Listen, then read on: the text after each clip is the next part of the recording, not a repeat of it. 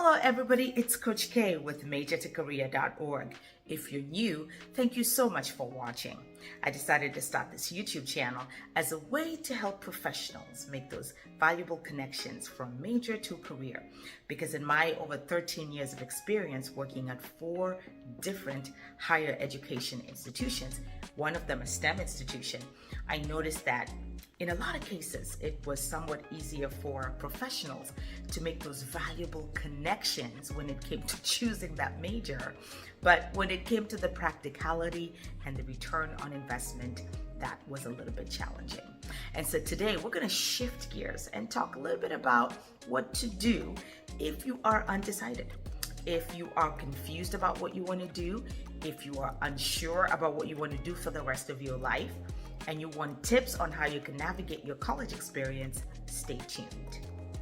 Obviously, you have to be enrolled in classes, and that's a cause of stress. A lot of the professionals I work with was so stressed when it came to that particular piece because they didn't know what they wanted to do, so they wanted to be purposeful in choosing classes. If you've been watching my channel for a while, you do understand the basic structure of a degree, and so you know very well that they are free electives, whereby you need to get this credit hours so that you can graduate. So these are not hours within your major. These are not hours that you're pursuing for your dual degree, double major, or a minor. These are the free electives. And so I would suggest for the first semester or two, work your way with taking classes that entice you, classes that interest you, and classes that will help you explore. And that is perfectly fine because they're not going to waste, they're going towards your degree anyway. Second tip I have for you is to consider taking an assessment. There are various types of assessments in the market. There is the Myers-Briggs, which kind of assesses your personality to be able to see if you could identify career paths based on that. They also have like eDiscover and Focus, which really talk about creating a career path out of things that you're just interested in. And then we have the Berkman, which really takes an effort into looking at the way you do things and how you can navigate your career, just to name a few. But assessments are really good, and your career center should be able to have those at your university. And so I would say, if anything, take them just to get a sense of what it is that you may be unaware of. Assessments are fun. You can do those as you're taking your exploratory classes, and then you can kind of see if maybe one of those choices is worth pursuing. Third suggestion I have for you if you are exploratory is to go through your school's college catalog.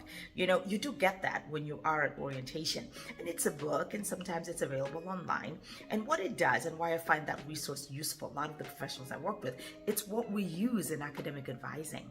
And so in this book, you'll be able to open it up. You'll be able to see every single major that your university provides, and then it provides useful information. What people are doing with that degree, the classes you need to take, and also an overview of professional associations. It's such a great resource. Now, here's how you do it when you're exploratory.